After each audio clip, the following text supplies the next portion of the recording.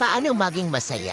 Ang panghabang buhay na kaligayahan ay makakamtan mo lamang sa piling ng Diyos habang kontento ka sa lahat ng mayroon ka.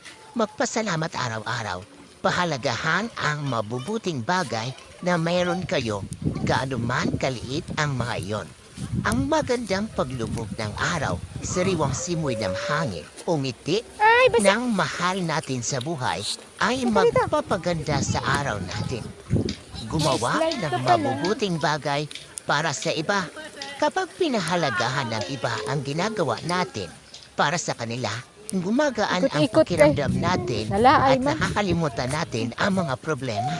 Mas gagaan ang buhay natin kung tutulungan natin ang iba na magkaroon ng mas magandang buhay. Higit sa lahat, malaman na magiging masaya lang ang buhay kung mayroong malapit